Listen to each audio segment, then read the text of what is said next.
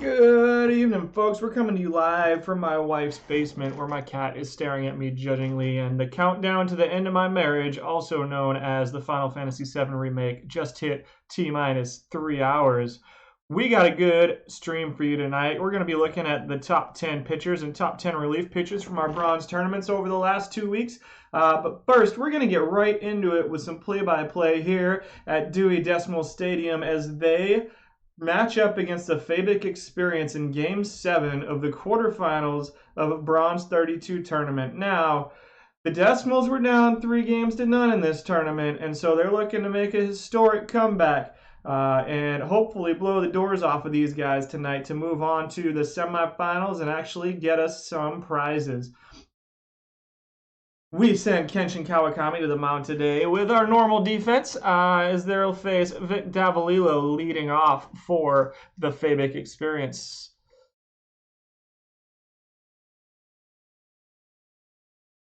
Beautiful night, 62 degrees, partly cloudy. Seems like all of these games are 62 degrees and cloudy for the tournaments, which is pretty much my ideal evening.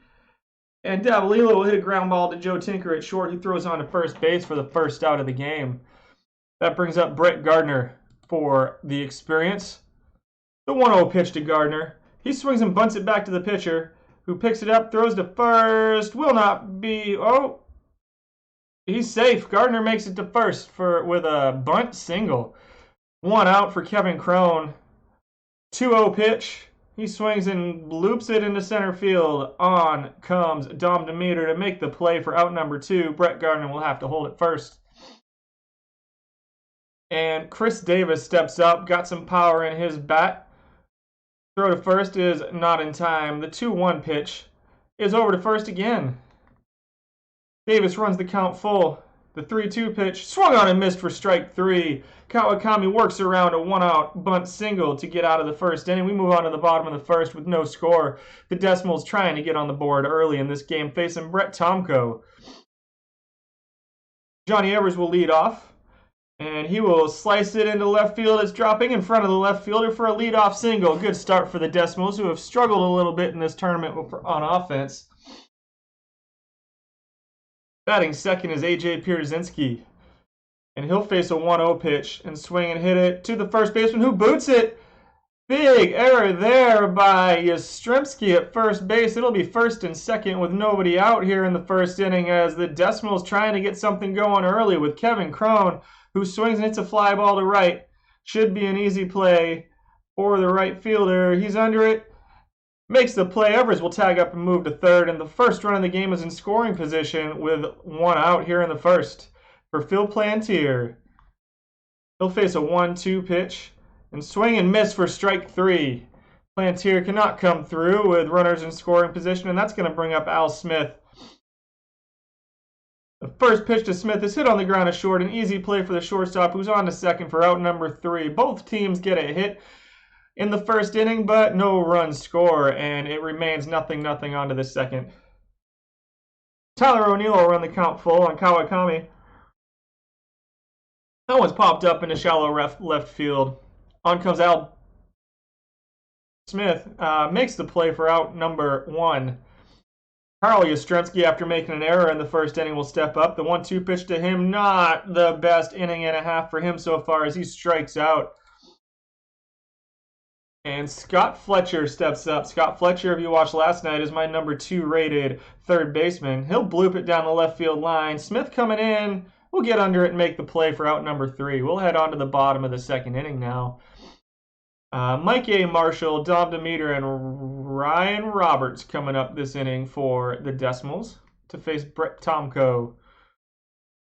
Marshall will see a 2-1 pitch, hit it on the ground to the second baseman. That'll be an easy play for out number 1. Stepping up second is Dom Demeter.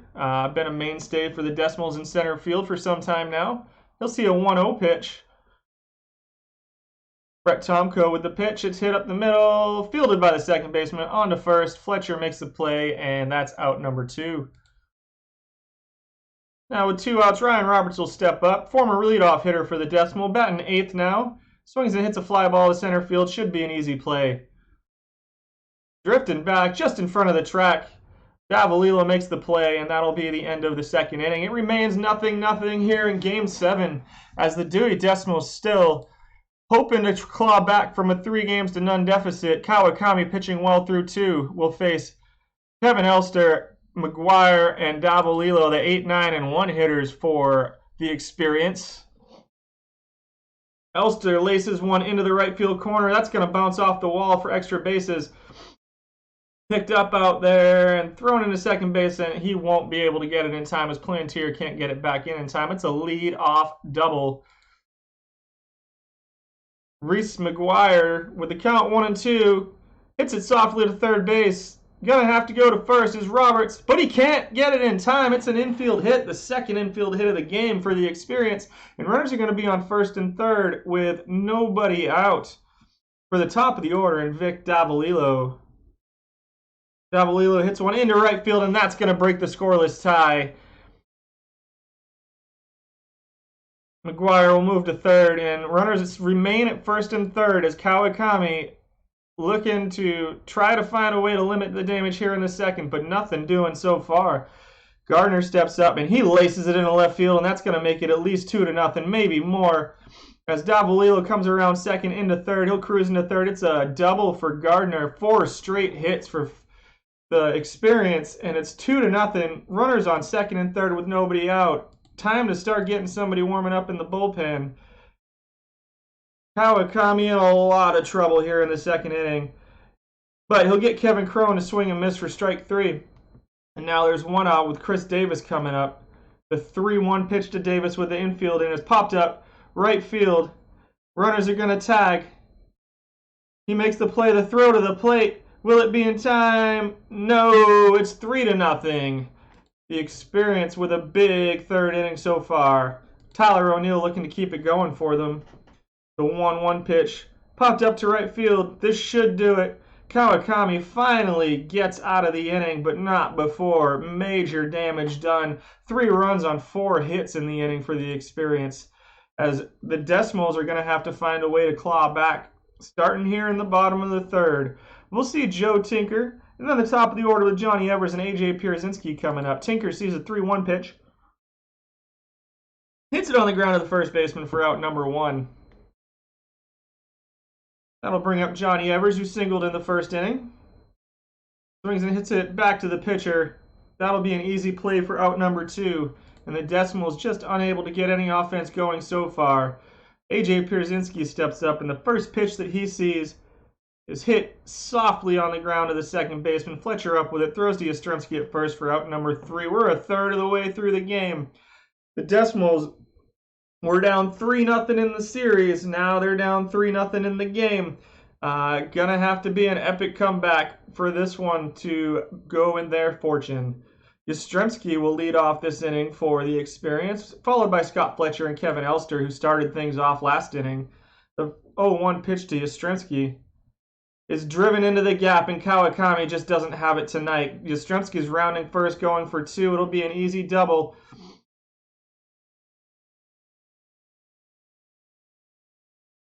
And another leadoff hit for the Fayetteville Experience, as Scott Fletcher will come up. The 2-2 pitch. Swung on and missed for strike 3. And that'll bring up Kevin Elster. Led off the third inning with a double, then later scored. Watch his strike 3 go by here. Kawakami with 2 big strikeouts here in the fourth after a leadoff double, trying to get out of it with Reese McGuire at the plate. It's a fly ball to center field. Should be a can of corn for Dom Demeter. He makes the catch for out number 3. We head to the bottom of the fourth inning, and it's still 3-0 Fayetteville. Time running out on the Decimals with Kevin Crone leading it off. Runs the count full against Brett Tomko. Swings and crushes it down the right field line. That one's back and gone. Kevin Crone with a big home run puts the Decimals on the board. Just their second hit of the game. But it's life for the Decimals. We'll see if they can keep that going, as Phil Plantier will come up next. The 1-2 pitch to Plantier. Swings and misses, his second strikeout of the game. Not his best performance so far. Al Smith steps up. He sees an 0-2 pitch and hits a fly ball to center field. Should be an easy play out there for Vic Davalillo. And that's out number 2. Mike A. Marshall steps up. He'll see a 2-0 pitch from Brett Tomko, and he'll hit it back up the middle for a 2-out single, trying to put some more pressure on here in the 4th inning, at least make them a little bit nervous. And that's going to bring up Dom Demeter. Marshall on first, not a very fast runner. The pitch, first pitch, it's hit into the gap in right field. Marshall's going to round second. Demeter's going to head to second. Will they send him?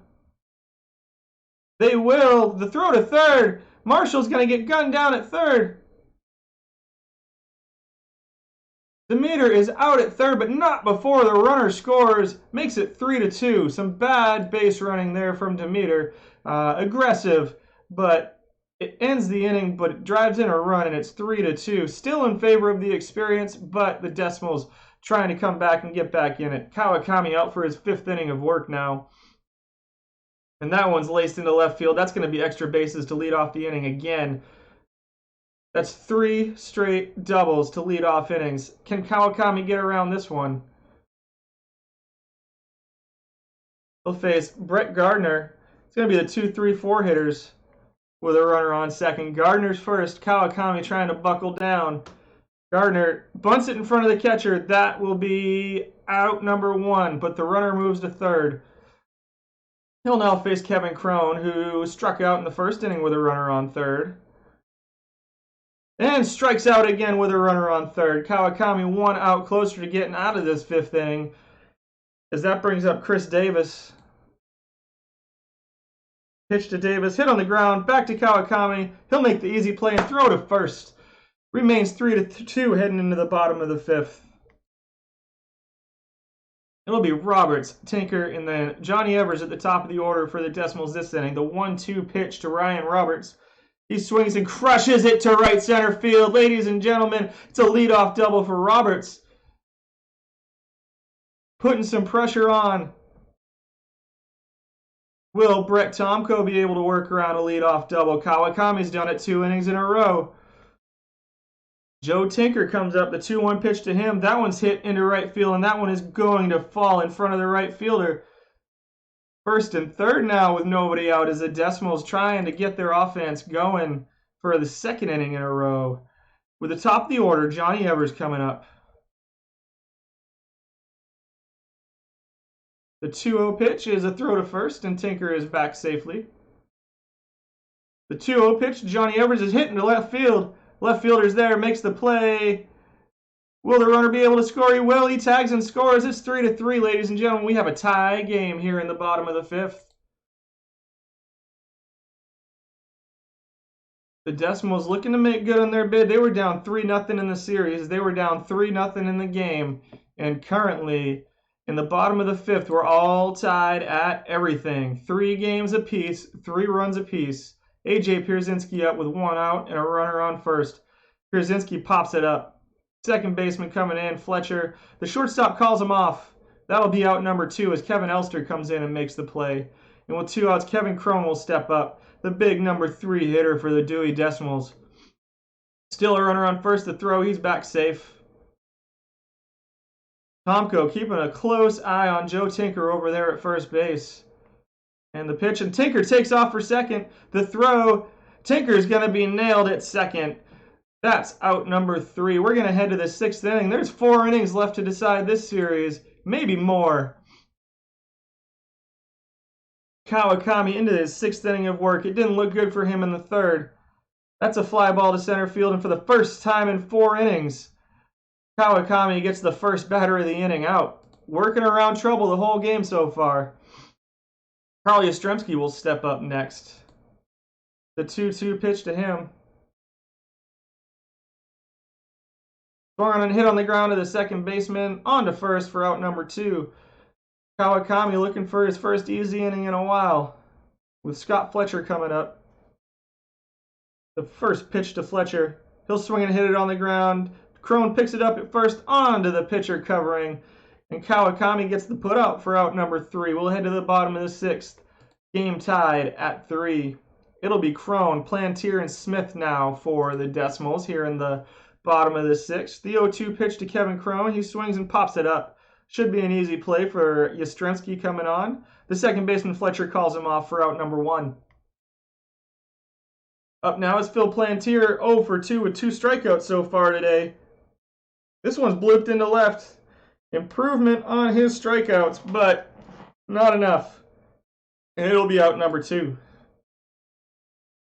Now Al Smith coming up. Al Smith had a big first series of this tournament. Now looking to put the decimals on his back. Hits it right back to the pitcher. Tomko still in the game. Throws on to first for out number 3. Both pitchers through 6. It's 3-3. Each team with 9 outs left in regulation time for this one. It'll be Kevin Elster to start it off. Remember, he led off the 3rd inning with a double, and that led to big things for the experience. Right now, he faces a 2-2 pitch from Kenshin Kawakami. Strike 3 struck him out. Kawakami gets some payback for that double back in the 3rd. Reese McGuire will step up next after driving him in. McGuire pops it up to left field. Coming over, Al Smith is under it for out number 2. And Kawakami has settled down here through the 5th and 6th innings. Phil Koch on the pitch now for the Decimals. The 1-2 pitch to Vic Davalillo, the top of the order. He pops it up. Should be an easy play. On comes the second baseman. Evers makes the play for out number 3. It's winning time for the Decimals. We head to the bottom of the 7th. Still 3-3. And they just can't make these games easy. Every one of them's exciting as Mike A. Marshall will lead off after the 7th inning stretch, followed by Dom Demeter and Ryan Roberts. The Decimals looking to take their first lead in this game here very, very late. Marshall swings and hits it in the gap. That's his second double of the game. At least a double. He's looking at 2. He's going to pull up at second base for a leadoff double. Tomko remaining in the game. Dom Demeter coming up. He sees a 1-0 pitch with Marshall on second. Demeter swings and hits it into right field. That one's going to fall in front of the right fielder. They're going to hold the runner at third. 1st and 3rd, nobody out. The Decimals are threatening to take the lead here in the bottom of the 7th. What a huge comeback this would be with Ryan Roberts stepping up. Been a hero for the Decimals in more than one tournament. Infield in. Roberts swings and hits it to center field. Is it going to be deep enough? The runner is tagging. The throw to the plate is going to be not in time. Mike Marshall scores, and it's 4-3. The Decimals take their first lead of the game. Joe Tinker steps in. Still a runner on first. Tinker gets hit by the pitch. The number 9 hitter gets hit by the pitch. And that'll bring up the top of the order. Johnny Evers seeing the 1-0 pitch with runners on 1st and 2nd. Swings and bloops it into left field. That's not going to get it done. That'll be out number 2. AJ Pierzynski stepping to the plate. And the first pitch he sees is also popped up to left field. That should be out number 3. The Decimals take the lead in the bottom of the 7th by the slimmest of margins, looking to erase a 3-game deficit in the series, looking to erase a 3-run deficit in the game. They finally have the lead. We'll see if their bullpen can hold the Fabic experience off for 6 more outs as Yusmeiro Petit comes in. Petit with a .216 earned run average in this tournament so far. He'll face Brett Gardner, and the first pitch to Gardner is hit to left field. And it'll land in front of Al Smith, a leadoff single for Brett Gardner. Infield at double play death with Kevin Cron up. Cron's already struck out twice, but he's going to see a 2-1 pitch here. Petit throws to first. It's 2-2 on Kevin Cron now. Petit trying to get Cron out again. And will. That's strike 3 as he watches it. That'll be out number 1. Petit trying to work around a leadoff single to Brett Gardner will face Chris Davis and run the count to 3-0. Davis swings in, hits it down the right field line. That'll land in front of the right field. The tying run is going to hold up at second, but he's in scoring position now as Gardner sits at second with Tyler O'Neill coming up. Sergio Romo comes in, a 216 earned run average in the tournament, facing Tyler O'Neill. That one's hit up the middle, fielded by the second baseman, on to first. That's a double play to end the 8th inning, and the Decimals are 3 outs away from going on to the semifinals of the Bronze 32 tournament. It'll be Cron, Plantier, and Smith, 3 guys that have not gotten it done for the Decimals so far today, but they haven't needed them as the rest of the order scored 4 runs for them to give them the lead. Cron hits one on the ground to short. Should be an easy play. The throw on to first will be out number 1. That'll bring up Phil Plantier. He'll see a 2-0 pitch. Plantier swings and bloops it in the left. That will land in front of Brett Gardner in left field. A 1-out single for Phil Plantier. Al Smith will step up looking to get something done. And he swings and hits a fly ball to left. Should be an easy play out there for Gardner. And that's out number 2. Mike A. Marshall, who has 2 doubles, scored the go-ahead run as well. Stepping up here, hits a line drive into left field. Another hit for Mike A. Marshall. Keeping the line moving for Don Demeter. The 0-1 pitch to Demeter. It's hit on the ground. The third baseman comes up with it. The throw on to second. It's dropped by the second baseman. That will be an error, and that will load the bases with 2 outs here in the bottom of the 8th inning. And that brings up Ryan Roberts. He's had walk-offs for the Decimals before. Doesn't need a walk-off here just to hit. It's a soft ground ball to the shortstop. The throw on to first will finish the inning. We head to the 9th inning. The Decimals looking to put this one away. And they'll bring in their closer, Jake Diekman, who will face Yastrzemski, Fletcher, and Elster. Elster has been a thorn in their side this entire game. But first, Yastrzemski faces a 2-2 pitch. And he swings and hits a fly ball to right field. Should be an easy play out there. And Phil Plantier with the catch for out number 1. And the Decimals are 2 outs away with Scott Fletcher, who runs the count full against Jake Diekman. The 3-2 pitch. He looks at it. Ball 4. A tying run is on base for the experience. And that'll bring up Kevin Elster. Elster led off the 3rd inning with a double. That double led to the only inning the experience has scored any runs. They scored 3 that inning. And since then, the Decimal have chipped back, taken the lead. But now Kevin Elster faces a 1-2 pitch in the top of the 9th from Jake Diekman. Here comes the pitch. Elster swings and pops it up. Shallow right field. Back on it is the second baseman. Evers makes the catch for out number 2. Diekman trying to close it out. He'll face George Moriarty, pinch hitting for Reese McGuire. And it'll be a 1-0 pitch to Moriarty. The runner takes off. The throw down to second is not in time. Fletcher beats the throw. Moriarty will come up and face a 2-2 pitch. Everything on the line here, tying run, and he swings and misses. Strike 3. The Decimals come back from a 3-0 series deficit. They come back from a 3-0 deficit in Game 7, much like the 2010 Boston Bruins losing to the Philadelphia Flyers. The Decimals come away and win the series.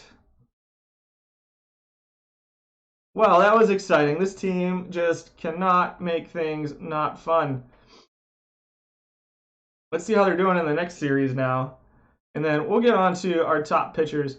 So they quickly went down 2-0 in the semifinals, so we'll see if they can come back from that. 7 games in these tournaments is a lot, and the players end up really tired. So we'll see how they do. For now, we're going to go ahead and get right back into what the plan for the night was. We're going to talk about the top pitchers in the Bronze tournament so far over the last couple weeks.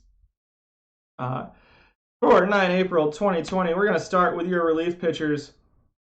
Your top 10 relief pitchers, and coming in at number 10 is Alex Claudio. I did not do this stuff right, so we're just going to bring the whole thing up here. At number 10 is Alex Claudio, 2020 MLB card with 34 appearances now, 23.5% top 25 percentage, and just an 11.8% dud percentage. Claudio's been a good bet. He was previously 9 on the list, dropped to 10. But he's pitching pretty well. He's a quality arm out of the bullpen. He's got 4 decent pitches, 1 or 2 that are really good. Great movement and good control. So he's not going to walk guys, and he's not going to let up home runs, even if his stuff isn't as high as some of the other guys on this list. Moving into the top 10 is Phil Koch, 2008 one-hit wonder, previously unranked, with 23 appearances. Now, he kind of showed up out of nowhere. He's had one top 50 and two top 100s over the last week. He wasn't even on my radar last week, to be totally honest with you, but now he's firmly at number 9 with a 34.8% top 25 percentage and a 13% dud percentage. His dud percentage is pretty low, and that's why I like him here, even though we haven't seen him too much. Also moving into the list for the first time is Hansel Robles, 2020 MLB Live card. Just 27 appearances for him, but almost half of them have been in the top 25%. And just a 14.8% dud percentage. So both of these guys have good ratings. Robles' ratings are a little bit better. He's got a little bit better fastball, a little bit better slider. Phil Koch is a guy that I think may be outperforming his ratings just a little bit right now. He does not have a good fastball or curveball, but a good changeup in this game can really help a pitcher out. Robles has better stuff. So right now, even though numbers are pretty comparable, I think Robles is just ahead of Phil Koch at number 8. Also moving into the list is Paul Assenmacher. Only 18 appearances for him, and so he's going to have the least amount of appearances of anybody on this list. Also, not a lot of top-end stuff here from him, as you can see. Excuse me, just one top 100 so far. But he's got almost 40% of his appearances have been in the top 25%, and he hasn't thrown a single dud yet. So he's a pretty good bet right now. He's got a great curveball, awesome stuff, which can help him to get around that mediocre movement on his pitches. But this is a pretty good card, and I suspect it's going to be pretty good going forward. Not a ton of people using it yet, at least the ones that are getting late into the tournaments, but hopefully you'll see this card get used more and more often. Moving on to number 6.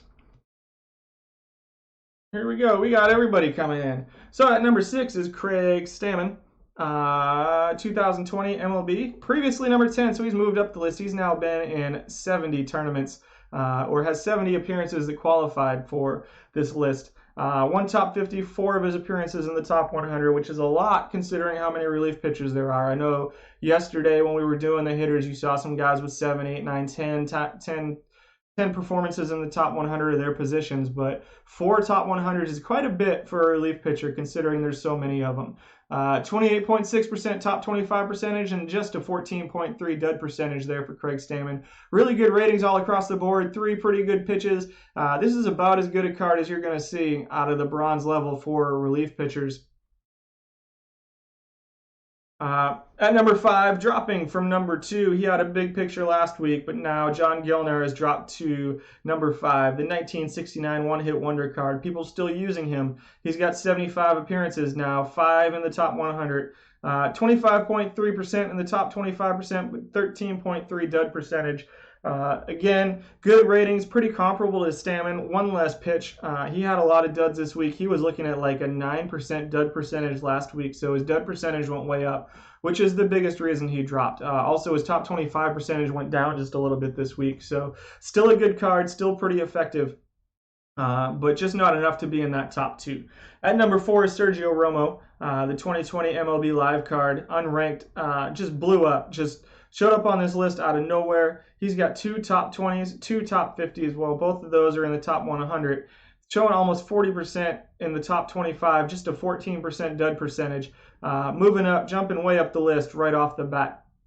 You can see the ratings on this card, really awesome control, pretty good stuff and pretty good movement. That's going to be some good stuff out of the bullpen. Good sinker, above average slider and changeup, so 3 good pitches out of your bullpen arms are always going to be more effective. This is a card that I think is going to continue to perform pretty well as a relief pitcher here in these bronze tournaments. Also shooting on a list, lots of brand new guys on this list this week, is Oliver Perez. Previously unranked, 36 appearances, one of them in the top 22 in the top 100. Almost 50% of his appearances, though, folks, have been in the top 25%, and just 11.1% have been duds.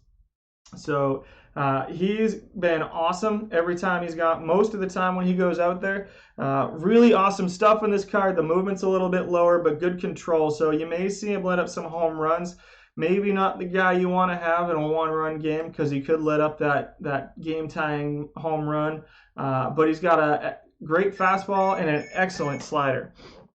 As he's getting the job done consistently and every time he goes out there almost. This is so you can see at the bottom. This is out of 2,247 relief pitching. Those are just relief pitchers, relief pitching performances that you're seeing these guys. So moving on up to number 2, with 24 appearances, 2 top 20s, 3 top 50s, 4 top 100s, 37.5% in the top 25. And ladies and gentlemen, not a single dud in those is Mychal Givens' 2020 MLB Live card. Previously not ranked, so he is on the list with a shot, like he came out of a cannon. This is just a ridiculous amount of good performances in a short time frame. Just a really, really awesome card that's performing really well. Again, maybe not a guy you want in a one-run game, but he's got awesome stuff. 3 superb pitches with an 83 rated fastball, an 89 rated slider, and a 95 rated changeup. This is a guy who's going to get you outs and going to do a really good job of doing it. I don't have this card. This is a bronze card that hasn't popped in a pack for me yet. I really, really want it now, and I think he's going to be good going forward as well. Moving on to number 1, with 74 appearances, 1 top 20, 2 top 50s, and 6 appearances in the top 100, almost a 50% top 25 percentage, and just a 14.9% dud percentage. Remaining at number 1 is Yusmeiro Petit, the 2020 MLB Live card. This is a guy that has good stuff, but excellent control, so he's going to put the ball right where he wants to. But one of the rare things that you're seeing out of him is that he's got 4 pitches out of the bullpen. Bullpen arms with 4 pitches are pretty effective at getting the job done and being able to mix stuff up, especially when one of those pitches is a really good changeup that he can mix with a fastball and a cutter. So this card remains consistent, remains strong. If Givens gives us another week or 2 like he just did, he may move into the top spot. But for now, Yusmeiro Petit holds on to his number 1 spot as the number 1 bronze tournament relief pitcher. Moving on to your starting pitchers. Coming in at number 10, unranked previously, is 2012 one-hit wonder Scott Diamond. He showed up in 33 appearances, just the 1 top 100, but almost 30%, over 30% of his appearances have been in the top 25%. Could be rated higher, but not yet. Just 33 appearances is a pretty small sample size for what we're seeing, and a pretty high dud percentage as well. So almost 1 in 5 of his performances have been duds. You can see his ratings there. He's got really good control for mediocre pitches. So this is another one of those cards that I think right now is outperforming his ratings just a little bit. Could be that teams are putting him on good defensive teams or something like that. Great stamina though, so hopefully he can stay out there for you for a long time and rest your bullpen a little bit. Coming in at number 9, also unranked, is a 2001 hit wonder Brian Ricard. 22 appearances now for him. A little bit lower top 25 percentage at just 22.7, but also a lower dud percentage at just 13.6. So he's got his pitching ratings are similar to Ricard's, but his individual pitches are rated just a little bit higher. So we're seeing a little bit better results out of Ricard. Not so much better results, but less bad results at the bottom end. So this is a card that can work out for you. Also previously unranked is at number 8, Dylan Cease, 2020 MLB Live card. This is a guy getting used a lot, so I'm comfortable putting him here firmly in the top 10 with 1 appearance in the top 22 in the top 100. He's putting up a 27.4% top 25 percentage with just a 17.8% dud percentage. So I know that dud percentage is just a little bit high, but for the amount of appearances he's been in, it's not surprising. His ratings are pretty good. Really awesome stuff out of a 69 rated card. Excellent fastball and excellent curveball. I'd love to see this card with a changeup that was a little bit better, but then he's not a bronze card anymore. Then he becomes a silver or better. But this is a good card to run out there for your tournaments. It's Dylan Cease at number 8. Previously number 2, dropping all the way to number 7, is the 1925 Hardware Heroes Vic Aldridge. A lot of people have been lucky enough to be able to run him out there. He does have 2 top 20 performances, 3 top 100 performances. More than 30% of the time he's in the top 25 in performances in these tournaments, and a dud percentage of just 15.7%. So his dud percentage did almost double this week, so I have concerns going forward. But he still has awesome ratings, and I suspect he's going to stay in this top 10 list for the foreseeable future. This is a pretty good card and one that I wish would drop in a pack for me. I've been wishing that every night that we've been opening packs for the last 2 weeks, so I doubt it's going to happen anytime soon. You can see he's got electric stuff. He's got 3 good pitches, including an outstanding curveball to go with moderately good control. Not a lot of movement, though, so I suspect that the stats that are holding him back, he's probably letting up a lot of home runs. But overall, this is a pretty good card that you can't go wrong with as one of your 5 starting pitchers if you have it. Moving up to our mess is number 6, Ryan Yarbrough, previously number 4, so we dropped 2 spots.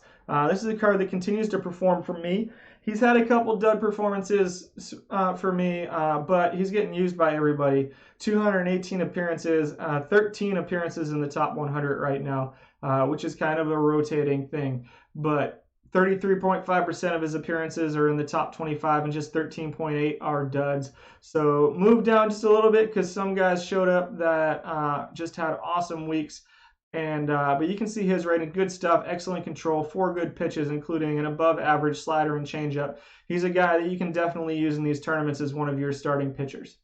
Showing up on the list for the first time is Ross Stripling, 2020 MLB Live card. This guy showed up out of nowhere this week as well. 35 appearances now, only 3 in the top 100, and no really high-end performances, but 40% of his performances have been in the top 25%, and only 8.6 of his performances have been duds.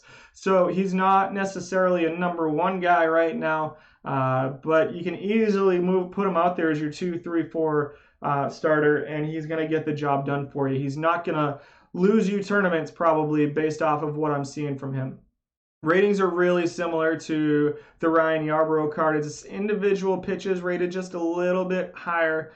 You guys know how much I love that changeup, which is about equal, but he's got a good fastball, good curveball, good slider out there. And so he's outperforming Yarbrough right now just a little bit, but those are 2 pretty comparable cards, and I don't think you can go wrong putting either of them in your rotation. Moving up from number 10 to number 4 is the 1981 snapshot Doug Bird. Now with 74 appearances, just 2 in the top 100, but 36.5% in the top 25% and 12.2% dud percentage. I really like this Doug Bird card. The only reason Stripling isn't above him right now is the sample size for Stripling, but I think Doug Bird is a card that's performing really well, even though he's a Yankee. You can see his ratings aren't quite as good. He's only got 3 pitches, but he's got changeup that's just a little bit better rated and a little bit better stamina than those other 2 guys, which I think is just extending his games just a little bit. In these tournaments where there's no days off, I really like pitchers that can pitch long in the game. So one of the things I look at on my tournament value stat is how long they go into games. And so the guys that last longer get a little bit of a bump up, and I think Doug Bird's one of those guys that can last really long into games. So he rests your bullpen and allows your manager to make decisions based off of having a rested bullpen instead of vice versa. Moving up to number 3 from number 7 this week is Yonny Chirinos' 2020 MLB Live card. Again, this guy's getting used all over the place. I don't have him yet, unfortunately. I'd like to run him out there. He's got 2 top 20s, so he's given a really high top end. 2 top 50s and 6 top 100 performances so far. Just a 16.2 dud percentage, but a 46.5% top 25 percentage. So most of the time he's giving you a really good performance. And that's what's putting him up here. Normally a 5%, 4% difference in dud percentage may put Bird above him, but because of the huge difference in his top 25 percentage, I really think that Chirinos is the better card right now than Doug Bird. So that's just my opinion on the matter. Moving up to number 2, with 89 total appearances, 2 top 20s, 3 top 50s, 11 top 100s, a 38.2% top 25 percentage, and a 10.1% dud percentage. Ladies and gentlemen, I give you 2004 rookie sensation Zach Greinke moving up into the top 2 from number 3 last week. This is a pretty awesome card. He's got 5 pitches. You can't see the rating on the changeup because it's a screenshot and I can't scroll down on it.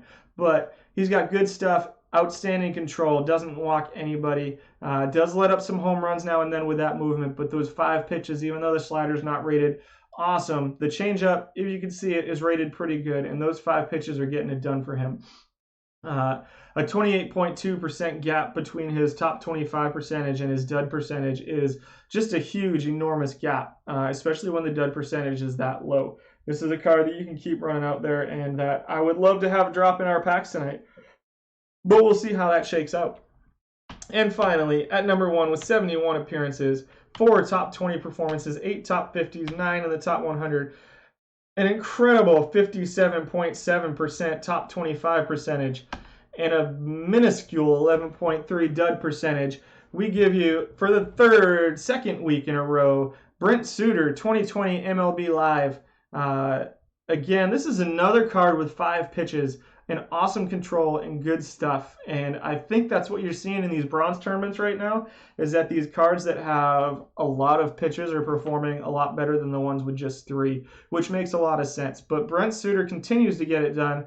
I've talked, it's a 66 rated card that's just mowing stuff down. I've got him on one of my secondary teams in Stone League right now, maybe Iron League, and he's still pitching well even against the people's main teams. So this is a good card. Another one of those cards that just hasn't dropped for me yet. So I don't get to run Suter or Greinke out there in these tournaments, which makes me really sad.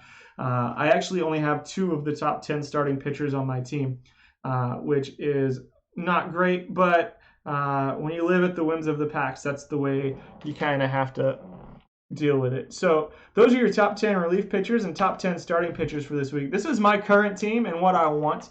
As we open some packs tonight, we're going to get right into the packs after this.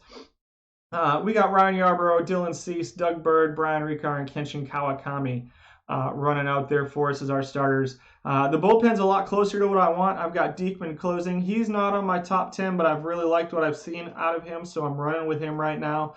We got Petit and Oliver Perez setting things up. Sergio Romo, John Gelnar, Alex Claudio, Craig Stammen, and Phil Koch closing it out. So 6 of those guys, 6 of those 7 guys, 7 of those 8 guys are out right off of that top 10 list. So we're doing a little bit better bullpen-wise than we are starting rotation-wise. You can see on the right side the guys that I want, and you can also see how they just don't match up with the left, though I'm happily running Yarbrough out there at starting pitcher 1. I'd really like to get some of that top-end stuff from Brent Suter, Zach Greinke, and Yonny Chirinos that I'm seeing. And I'd really just like to try out that Ross Stripling card. So that's our list for this week. Coming up next Thursday and Friday, I'm starting to work on the Iron Tournament guys. We're going to look into them and see what we can do there and see if we can't start winning some tournaments out there. Otherwise, we're going to move back to the game, and we're going to see if the Decimals have been able to... hey, thanks for the follow, Legend Beto. I appreciate it. Usually the slides aren't that messed up. We're dealing with kids' homework right now, and so my days are pretty crazy. We finished a video with my daughter right before I came on tonight. The Decimals won Game 3, so they pulled to within 2 games to 1, so it's not going to have to be a 3-0 comeback this series, just a little bit of a 2-1 comeback to try to get back into this one. Let's go see if we can refresh that and see where they're at. That was the wrong tournament. I hope you're having a good night. I appreciate it.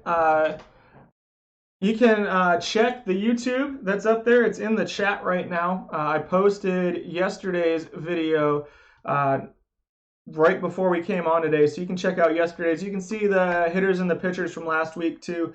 I haven't edited them at all or highlighted anything out, so they're a little bit long. If you want to watch the whole things, that's cool, but you can kind of see where the lists are. I do a lot of stuff I'm doing tournaments more this year than I did last year. I am, remember, a PAX only. The Decimals won Game 4, got back into that series at 2-2. I'm a free-to-play PAX only player. I wish I could put a lot of money into the game. I just can't, but I do just PAX. We're going to go look at my main decimals team before we start opening packs, because I got a lot of stuff to talk about here with this team. They've been really, really awesome. Currently at 74-26. On a little bit of a winning streak again right now, I think, because we had 26 losses earlier. 1, 2, 3, 4, 4-game winning streak right now. We got Max Scherzer last night, and Scherzer currently is 5-0 with a 181 earned run average. Been really lucky with packs on this team. So my other two teams haven't had a single good pull. This one's now had 5 100 rated players so far. So we got DeGrom and Scherzer, 100 rated pitchers at 1 and 2. We got Roy Oswalt, 90 rated pitcher, historical rookie sensation from 2001.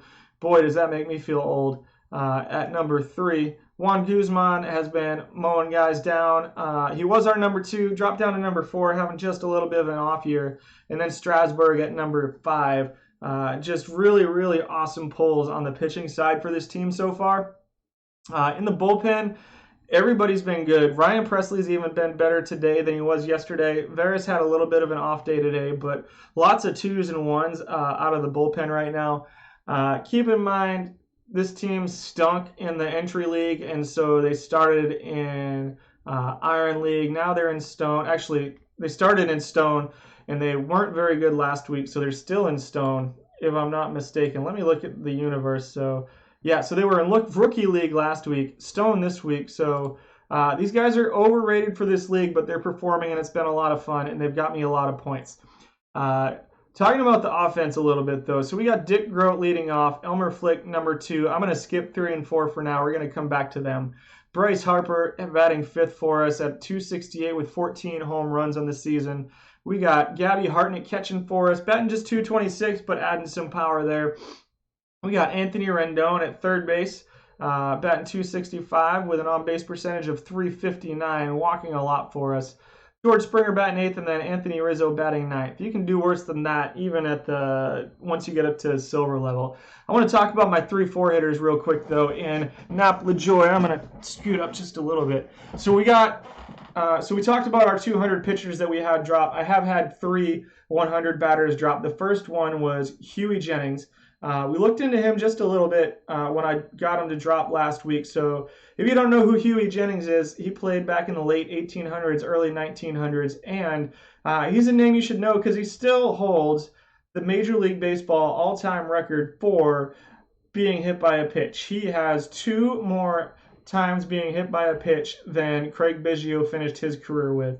Also holds a single season record. It was something like 50-something back in 1898. It was just silly. The second 100 rated card I got was Mike Schmidt. Mike Schmidt was cool, but he was worth a lot and just wasn't playing well for us, and so I sold him for 200 something perfect points. Being free to play, I have to choose who to sell and who to keep, and so I made the hard decision to sell Mike Schmidt, even though he was a really awesome defensive third baseman, and I really liked my good defensive infielders. So we did a stream last week, opening 200 something packs out of that Mike Schmidt card, and we got this guy here, Nap LaJoy. This card is absolutely filthy. I considered selling it. I actually put him on the auction house twice, once for 700,000 perfect points and once for 600,000, because I'm not willing to settle on the 485 or so that it's going for right now. This card is just too good for that. At second base, you can see these defensive ratings at second base. 118 overall at second base, high 90s, hundreds on error. He can run. This is your 5-tool player, guys. You hear it thrown around a lot, but there's not a lot of guys who are actually true 5-tool players, and Nap LaJoy is exactly that. 113 contact, 94 home run power, 118 gap power.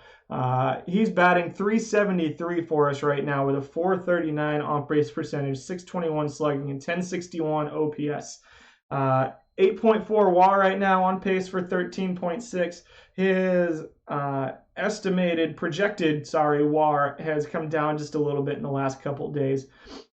But this is a guy, if you have a subscription to The Athletic, I highly recommend you go read Joe Posnanski's article on him. It's really fascinating. You should read all 100 of them, really. But Nap LaJoie in particular was a fun one to read.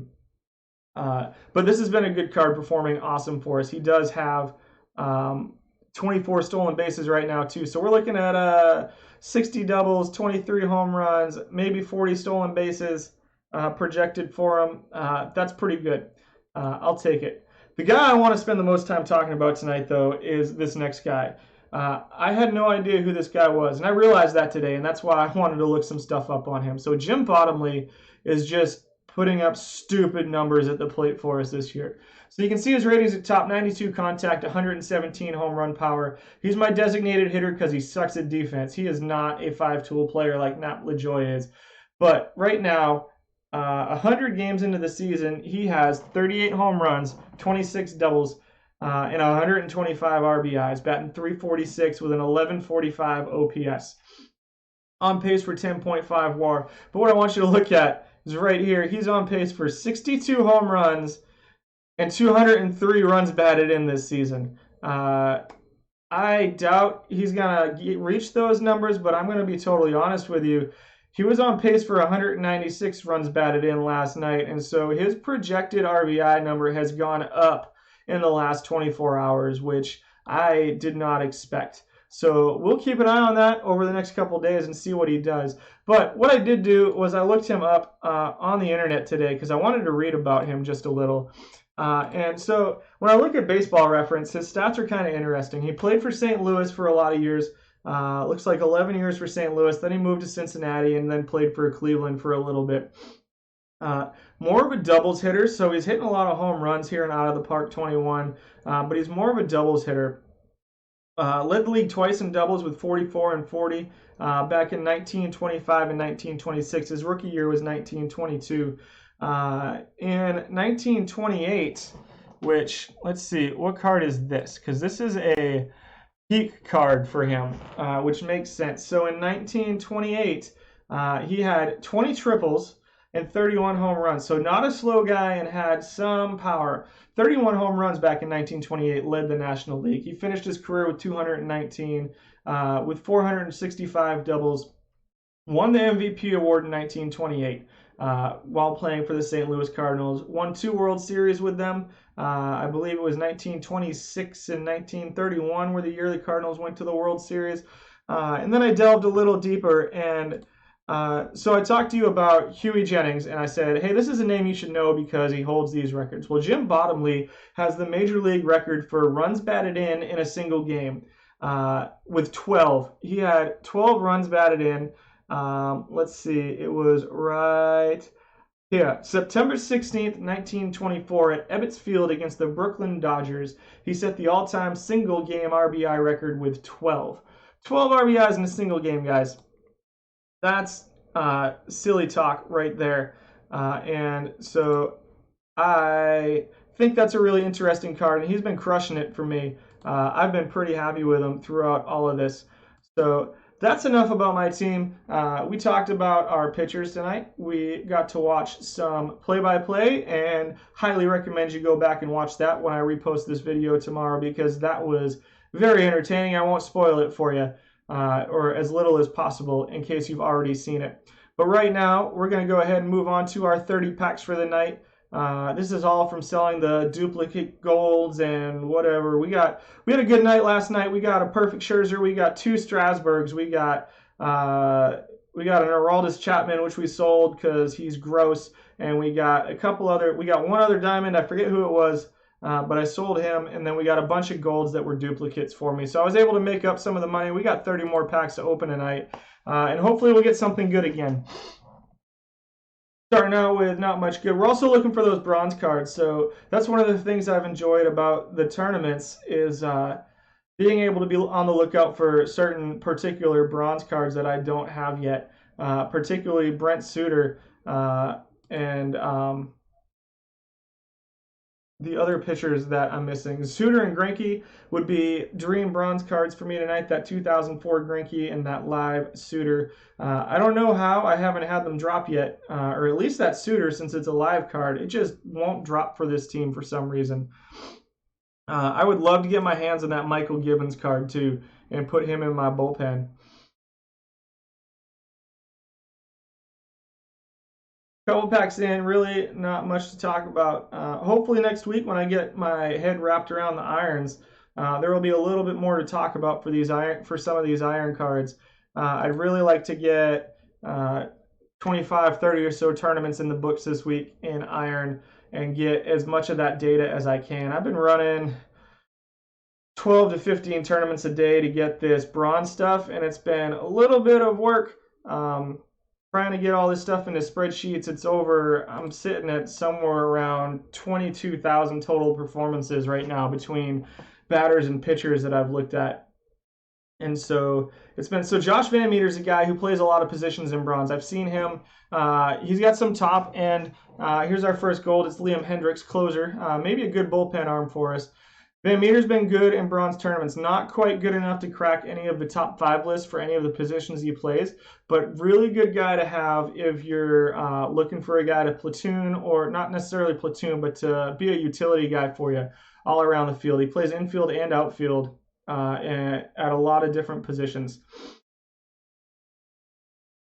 Lots of iron in this pack. Robin Yount, 61 rated snapshot from 1992.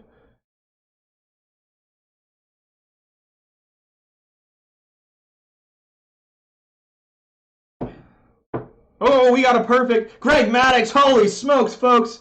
We just got 100 rated Greg Maddux. This team is crushing it on cards this year. I do not believe it. So now our historical 100s with this team now, we've got Mike Schmidt, we've got Huey Jennings, we've got Nap LaJoie, and now we've got Greg Maddux on this team. I haven't put a dime into this team, and those are the drops I've gotten out of it. Just, that is awesome. I don't know what to do with that card. I might sell it for 400 or so packs. We'll see. I do like opening packs. I kind of got burned out on opening 400 at a time, but that's 2 nights in a row with a 100 rated card, guys. Crazy. Ed Kenichi is another first baseman that I've seen playing well. He was number 4 on my list last week. I think he dropped off this week, but just barely. He's been a fun guy to watch in some of these tournaments. Sorry,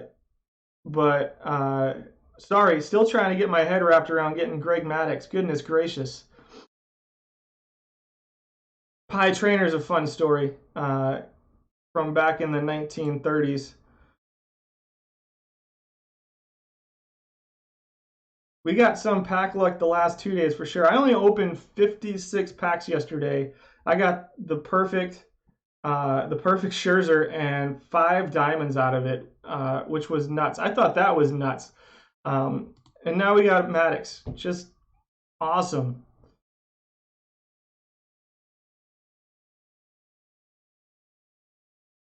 Moving on, Alex Gonzalez.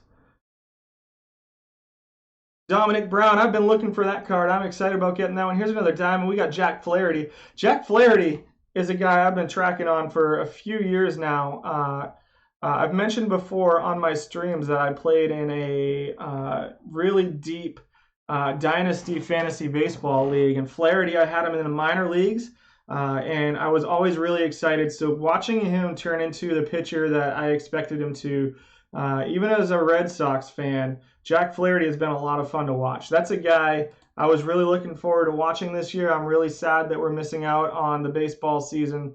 I was really excited to watch the whole league this year. I've kind of moved away from single team stuff in baseball, and I realized that I haven't been watching enough Mike Trout, really, is what I realized.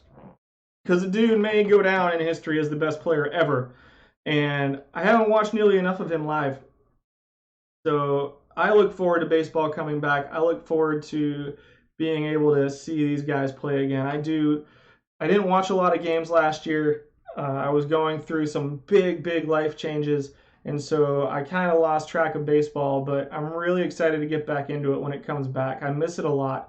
And now that I can't watch it, I miss it a lot more than I really expected. Still no bronze guys to plug into our team. Well, actually, I say that. I got Dominic Brown, who's number 2 on my left field list right now. So that's cool. Good outfielder. I really, really want this Brent Suter card. Down to 13 packs. Greg Maddux is still the best card we've gotten today. Doubt we'll beat it.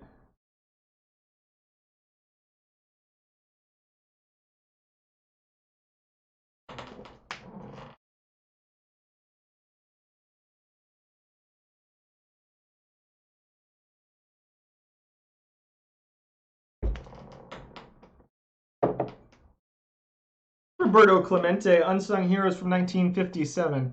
I'm curious about what Roberto Clemente could have done to be an unsung hero. Let's look up his 1967 season. In 1967, Clemente had 209 hits. That was his second year in a row with 200 or more hits, and the second highest he had in his career. 26 doubles, 23 home runs that year. I don't know how he could be an unsung hero of the year after winning an MVP award, which he won in 1966. But he finished third in the MVP voting in 1967. If you don't know the story of Roberto Clemente, just a tragic story, died in a plane crash after the 1972 season. He was only 37, but he was still playing well and probably still had some years left in him. So, and he was just, from everything, he was a little bit before my time. I'm not quite that old, but from everything I've ever read and heard about him, he was just a pretty awesome person that the world lost way too soon. Was it 1957? Did I read it wrong? That makes a lot more sense. That does make a lot more sense. I appreciate that. So in 1957, which was his third season in the major leagues, he had 114 hits, batted 253. Let's see. No stolen bases, but caught 4 times, 4 home runs that year. He was only 22, still working his way into the league. Jordan Luplow has been a decent right fielder out there. He was on the top 5 list last week, dropped off this week, probably right around number 6 or 7 for my list.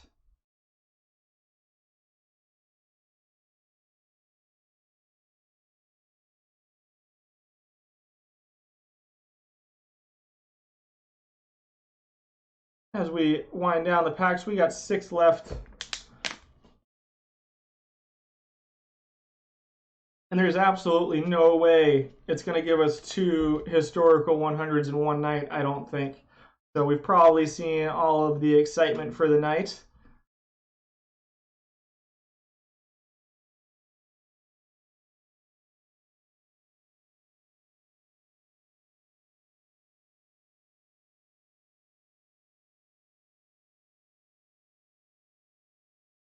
Michael Chavis has been an interesting second or third baseman in the bronze tournaments. Not a lot of use yet at either position. Plays first, second, and third a little bit, and so I've seen him kind of all over the place.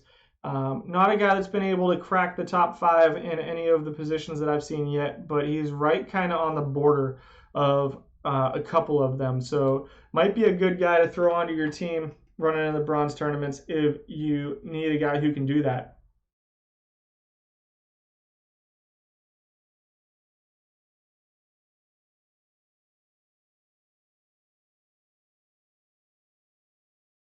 And the last couple packs, we got 2 left. I'm going to see how much Greg Maddux is going for. Because honestly, this team doesn't need him right now. Here comes another gold. Raisel Iglesias, who's been awful, and I've gotten him like 4 times. He's been not good for any of my teams. I think I've got him on 2 of my teams. He's just not been effective. So he'll be a sell. Also a duplicate. Last pack. Scott Sullivan is not Brent Suter. Let's get that bronze. Give me a bronze Brent Suter. No, Matt Face is not Brent Suter either. So that's it for packs tonight. I want to check out this other diamond we got. See, Jack Flaherty, 96, 58, not great movement. Probably doesn't crack our rotation right now. Greg Maddux, 100 control, 100 stuff, 93 movement, 104 control. That's a gross card, guys. He's got 6 pitches, 99 rated circle change. How much is he going for on the auction house? We'll check. 417 in the past 7 days. I don't know. I'm going to have to sit on that. I don't want to sell him right now. But that would be a fun pack opening, I think. Let's go ahead and head back to our start screen for a minute. I want to check on the tournament team and see how they're doing. It looks like they got eliminated. It was 11:49.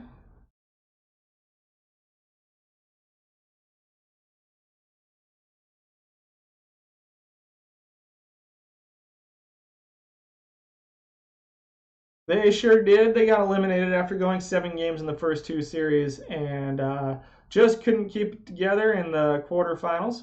And they took the loss in 6 games. So I'm going to rest on the Greg Maddux and decide what we're going to do with him. I think for now I'm going to throw him in the rotation for the rest of the night. And then we'll think about what to do with him tomorrow. I am not going to be here tomorrow. I got Final Fantasy VII to play.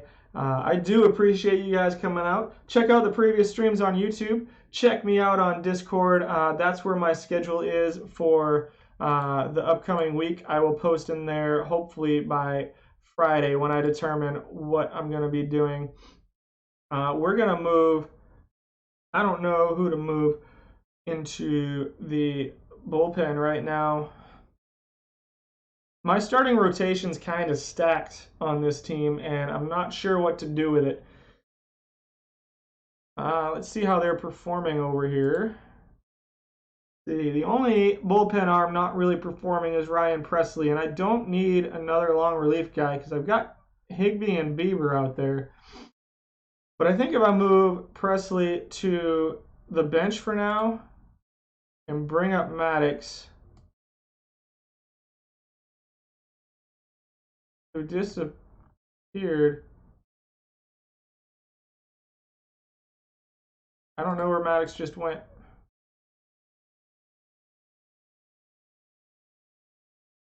I don't know why he went inactive.